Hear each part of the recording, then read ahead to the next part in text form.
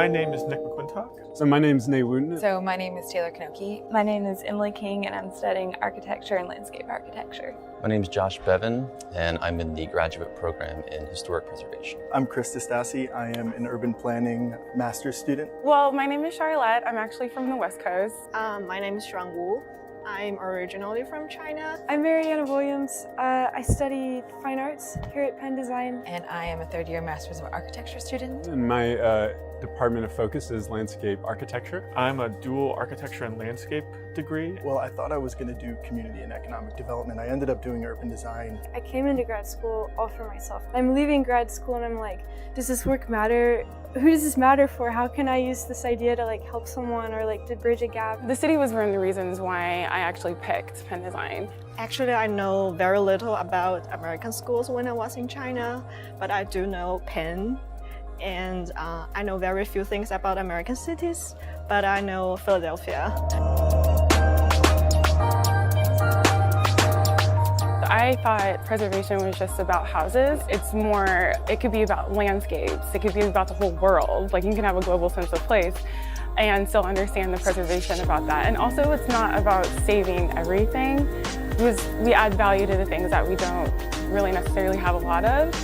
But it's also about the cultural and the socio-cultural ideas of why people build. A big part of the transformation is you come thinking you know what department you want to get into, and you come in with a focus, say, in landscape architecture, but there's 9 different programs here in the school and you meet so many people. So a lot of it's the transformation of just being exposed to other disciplines that you get to collaborate with. I think it's a place where people care about each other, where you get a lot of leash to explore your interests. So I did my first 2 years here in architecture, then a year in landscape, then I actually took a year off to work.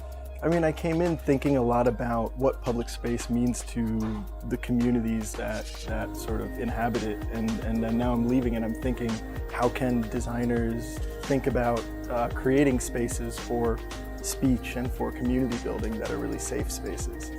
And I think that's really what I always wanted to do. There's also a real culture of giving back here, so letting students go deeper into issues, start their own projects, find ways to get research, travel funded.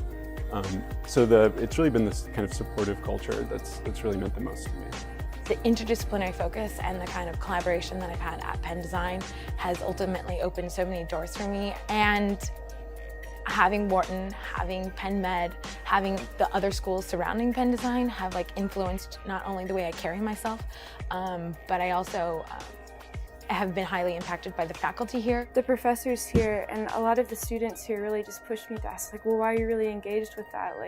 Why would you make that decision? And then you're sort of spending the time to figure out what's the best language to use to make that those ideas visible. To some extent, I've gotten a degree in landscape architecture, but I also think I've learned so much about historic preservation, city planning, architecture, just through all the different collaborations with classmates. I can't really tell you exactly how, but there's a shift in the how far you want to push an idea, or you realize, oh, I thought I figured that out, but you're really just figuring out how to ask questions.